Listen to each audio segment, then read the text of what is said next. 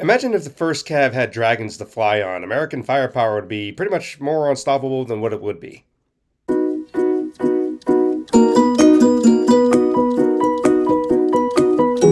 Hello, hello, welcome to my channel. My name is Brandon Wheeler. I have a straw in my mouth because when I was in the army, I had heat stroke, can't talk right unless I'm biting down something. That's why I found my death. That's why I just use something like this to talk. And I have this hat on my head because when I was in the army, I was part of my second group I was part of was the 1st Cav in Texas at Fort Hood. Now it's called Cavazos. So Fort Cav. This is a Stetson hat. I am able to wear this hat. Because I got it when I was in the army and everything, and it's very encouraged to do that for uniformity and everything. But it also deals very well and much with this topic that we are going to be talking about today, called Wild Skies. Now, what is this, you mean? Well, this is the most Western hat I have. This is a Western. Notice there's dragons on it. It's cowboys and dragons. What more do you want? What short review over? That's it. That's the review. No, but seriously, this is Wild Skies by K.E. Andrews, a Yeehaw dragon story. Which seemingly, I guess, was the original title of this, but then they thought, oh, make it Wild Skies. I'm like, okay. Load your guns and saddle up. The skies are wild out there. Oh, wait, excuse me. Load your guns and saddle up. The skies are wild out there. So, reason why I got this book is because at my little author event that we had at my college, we tried inviting different indie authors out there, and we actually got a hold of one. Her name's K.E. Andrews. And she brought her books out and everything, and I saw the cover, and it had a cowboy riding a dragon. I'm like, I'm in. And I got it. So, I'll read you the back, and I'll go from there. I'll trade you a story for a drink. It's a story about a handsome son of a gun and his trusty dragon, Bean, on the hunt for the notorious train robber, Talon. In a land shaped by dragons, magic, and bullets, Dale Hartwell is just trying to make a living hunting down bandits and bounties while searching for his kidnapped parents. When the hunt for Talon takes him to the Melted Lands, Dale finds he's been bitten off more than he could chew. He comes face to face with ancient dragons, old magic, and a new lead on his missing family. If he fails this job, not only will he lose his chance to find his parents, he might lose his life. In a showdown with a common enemy, unlikely allies will have to take to the skies, fighting tooth and talon for their lives and the future of the Melted Lands. Saddle up, Pilgrim, we got a review to get into. So, if you can't tell by my demeanor and everything in this, I thoroughly enjoyed this. So, I'm not going to do a spoiler review into this yet. When I get into the spoiler review, there will be a spoiler banner. So, because I've had people say for indie books, to talk about it and everything, should talk about what happens and everything. And I'm going to do that, but that's going to be after this non-spoiler review right here. Now, as far as this book and everything, it is very short. It's a quote-unquote novella, I guess is what I should call it. It's the same size as my book. So I can vouch for it. It's like, okay, so my books are novellas as well. It's about like 120 pages, 130 at most. But it's a quick, easy read. Not many cursings that I can remember at all. It's very simple story. Guy trying to, bounty hunter and everything, going out there trying to find the notorious Talon and everything else. Reads real easy. It's quick. It's interesting because there's freaking dragons and cowboys. It's like the dragons kind of serve, of course they're dragons and there are horses, but the dragons kind of serve in a way of like what the horses are supposed to be and represent throughout this whole thing. The story is very adventurous filled. It goes, flying with a dragon and everything. Has a plot that keeps you engaged. Not so much descriptive of everything, but it's just, again, short, to the point.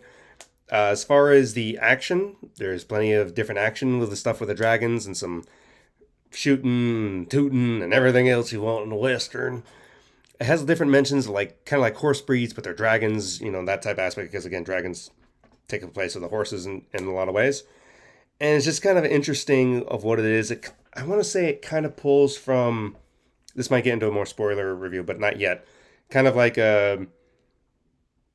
not, I guess, Native American, you can say, views on some aspects, or like kind of dealing with that. Like, not, I don't want to spoil it, but it's just kind of in that way. But as far as the book itself, I thoroughly enjoyed it, loved it, and seemingly there's a sequel in the works.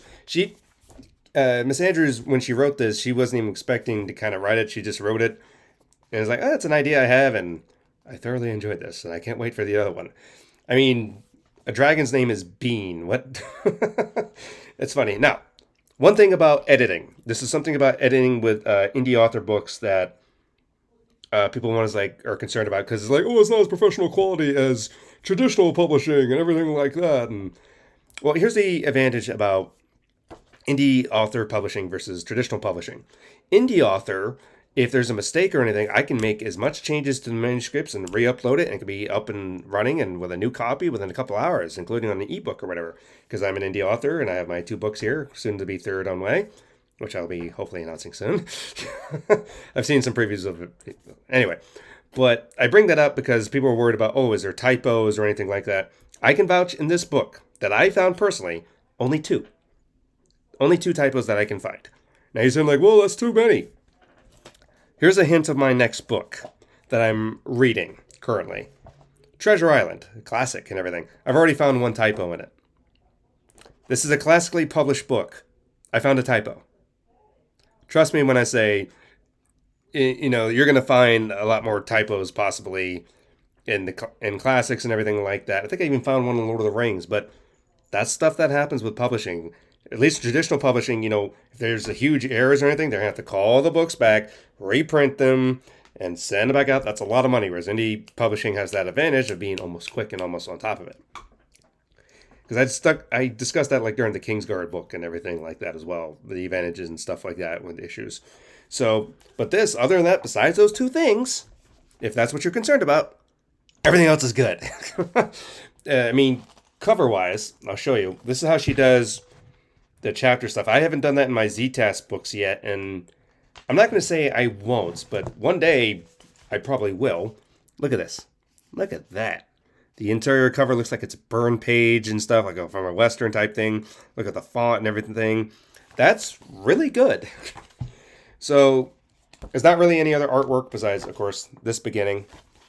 But she was very knowledgeable when I talked with Miss Andrews about stuff she used Vistaprint, different stuff, and even learned about the printers, for Barnes & Noble versus Amazon KDP. You have to use different ink for stuff. And I was like, oh, gosh.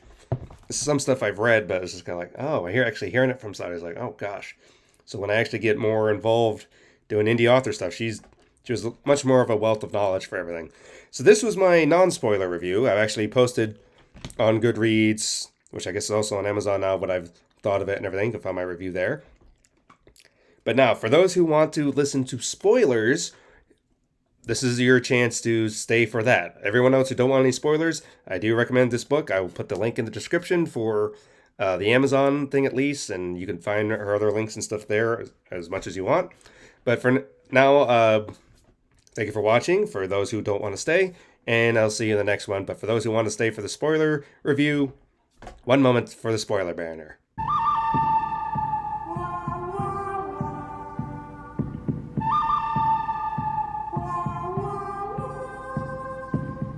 All right, now here's the spoiler review. This is where I'm actually going to delve deep into the story that you wanted to hear, because seemingly for indie author books, you want to get into that. That's what we're going to do.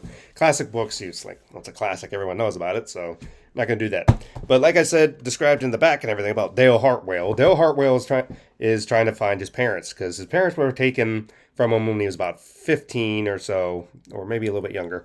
His parents got taken away, and he didn't know why they were kidnapped and everything. But the only thing that was left to him was his name and a gun that his mom shoved in his hand. He worked as a cow rancher and everything, and that's how he gets Bean. And he only likes eating, bean chili and everything, so that's why he called his dragon Bean Chili, or just Bean for short. But the dragons, again, they serve like horses and everything. There's different kinds of dragons, different types and everything. He becomes a very successful bounty hunter, but he's kind of reckless in some ways. He sees a thing for a person named Talon, and he's going to find out, all right, Talon, that's a lot of money. I'm going to go find this Talon. No one's ever gone and found Talon and come back to live to do it, Dale. Sounds like a challenge. I'm going to do it. Your funeral. So he goes on a quest to try to find where Talon is, but that leads him to a train wreck. This train had exploded and everything from the last heist that Talon did. Talon's been robbing trains and everything like that. But from his contact from the sheriff, he's finding out, oh yeah, they're targeting Pacific trains, seemingly by a man named Castle. And Castle is like a kind of rich baron type thing, cattle baron, you could say in a way, from a Western point of view. But he does something with the trains. But why is he targeting specifically Castle's trains? Don't know. Well, he sees there's a lot of civilians from this train wreck and everything. A lot of people dead because of a huge explosion. So he's like, okay, I'm going to go try to find Talon again because that's a lot of money I'm going to get and everything. Well, he does discover Talon, but Talon has a big, giant dragon. A big white one, like what you can see on this front cover. That's it. But it's huge, and it can seemingly kind of go invisible and everything. And it has a lot of fire because it's described in the book that Bean hasn't, quote unquote, sparked yet. And sparked means they can't breathe fire. It's been about 10 years that he hasn't because he's 25. But Bean hasn't been able to breathe fire or anything yet. Not yet. It takes a little while because he's like a mixed breed or whatever. But this ancient dragon, which comes to find out the name is Medei, or I'm forgetting offhand. But it's a very ancient dragon, and it's very powerful. Well, it doesn't go well.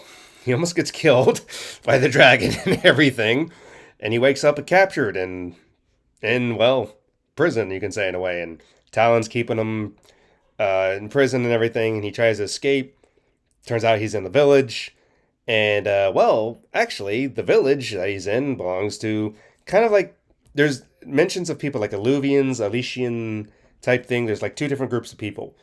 And I'm going to say this is like the group that kind of represents like the Native Americans and everything in a way. Because they're more familiar with the lands and everything. The reason why it's called the Melted Lands is because the big giant war of flames and stuff that happened years prior with the dragons and stuff going all over the place. A lot of destruction happened in this area. But in this specific spot, they're still kind of familiar with everything. They're not exactly Native American now that I think about it. Well, yeah, they're Native American. This is probably, I'll just go with that. But Talon turns out to be a girl. Not a guy, a girl. And it's like, oh, well, it was a woman. Because she has this, the reason why he didn't know that is because she had this like mask on this whole time. But when she sees her again, he doesn't have this mask. Now, the main reason they kept him alive is like, why didn't they just kill Dale? He has this medallion around his neck that he has from his mom. It has a Pacific symbol on it. I wonder if it shows it here in the book. Yeah, this. Here in the book, this symbol with the crossed guns with this flower in the middle is a symbol that appears on a lot of Castle's stuff. The significance of this symbol is that it belonged to his mom. So it's like, well, why would his mom's symbol be all over Castle's stuff? It doesn't make sense. Why is that connecting? Well, come to think of why he's laying around in the town, they also want to find out, it's like, are you in league with Castle? He's like, I never even met Castle. I have nothing to do with Castle. I'm not anything part of Castle, anything like that. So it kind of becomes confusing of like, okay, they're not connecting of like, what is it? But then it turns out, because they're inquiring, like, what did your mom do? What did your dad do? And everything. Like, my dad did this. My mom, she was like a blacksmith, and she had like a metal arm, and she was making kind of like, she could make weapons and everything like that. She could make weapons. Turns out, the reason why she was kidnapped is she was kidnapped by Castle's men, or by Castle himself. The reason why is because she has this like wisdom of how to make guns. Now, I mentioned in the bag it has like a mage slingers and magic and stuff. Well, yeah, there's a thing called mage slingers where they're able to do magic spells and different things like that. Everyone kind of has some access to some things, but there's specific like magic that can be activated through certain runes in the gun, activated with oil powder type stuff that could be very destructive and good, that basically people don't even need magic for. It's just magic in a gun. So magic bullets, you can say in a way, and it can be very powerful. And she knew how to make stuff like that. Although the gun he has is an older model, the newer stuff follows her pattern. So it's kind of like, okay, is she still alive? Because he didn't know if his parents were alive or not, but it's kind of indicating that they could still be alive and everything. Now, going forward, there's like, okay, he doesn't trust Talon. Talon doesn't trust him, but together they may want to do something. So there's another train that she has informants coming on.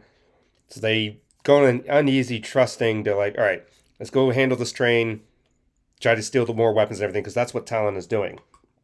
Talon wants to try, in her village, is trying to recover the eggs and destroy the weapons that Castle's been distributing. Because one, the eggs with the dragons, if the dragons are getting in the wrong hands, people are just basically building their armies, especially with guns. Castle's like, well, he's manufacturing the guns. A lot of people want guns because there's basically bad blood brewing that people want to have war again. And, with war comes more destruction, stuff like that. So trying to keep these guns, especially these magic bullet guns, out of people's hands is a very valuable asset. Especially when you have dragons that can, free fire and everything. So they're trying to steal eggs and break the guns up and everything. But the reason why that train exploded, going back to the magic guns, is that sometimes the magic and oil that deals with it can be very unstable and flammable, and it kind of blew up. Something happened on the train that it blew up, not because of the white dragon or anything like that. The way she was doing is like trying to tear things apart, but something sparked. That's what caused the train to blow up. It wasn't anything to do with her. It had something to do with what Castle had on the train, which killed all those people, unfortunately. And she felt bad about that, but because there was just innocent people, and Dale doesn't trust her because I still think you kind of caused it. And she's like, I didn't you though? Well, that's just their going back and forth. But they have a common thing because Castle's doing all the gun stuff. They're trying to keep all that stuff away, and he wants to know what happens to his parents. Castle seemingly has a hold of his parents. Okay, what do we do? So that's where they're going to go do this train robbery, try to steal one guy who's like kind of in charge of it, but turns out there's like double people hiding in sight, and Castle's one of them. Castle tries to, kill him and everything. He finds out details that, yeah, Castle took his mom and dad.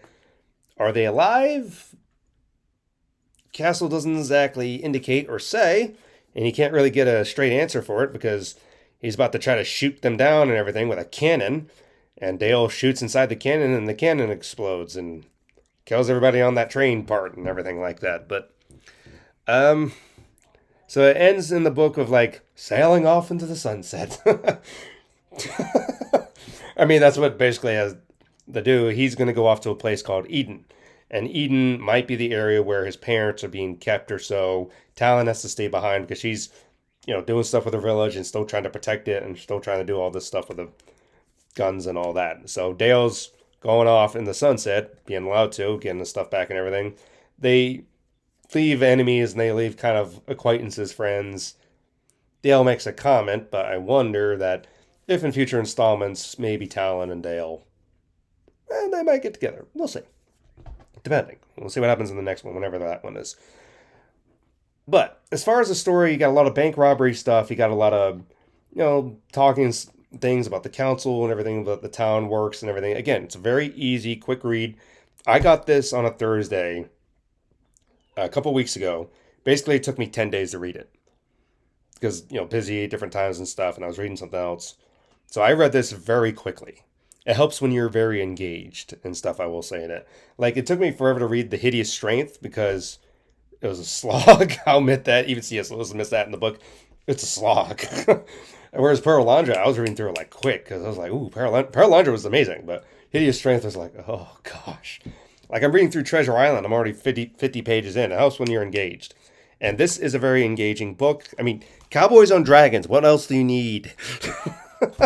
But it's a very fun book and everything. I do look forward to reading more.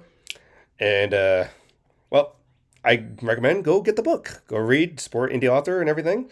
Support Miss Andrews. She has other books as well. She has like a couple poetry books. She also has like this necromancy married couple book thing. I don't know. And there's also like a fantasy book with an assassin type stuff. You can see her other books by typing in her name, K.E. Andrews, on Amazon, and all her other links and her stuff that could be available on different stuff. I know she has Instagram, Facebook, and everything else. But as far as Wild Skies, oh yeah, go read it. Have you read it? What do you think about it? And tell me in the comments. And I'll see you in the next one, Pilgrim. Off into the sunset I go. I don't have any music here. Just imagine me riding off in the sunset.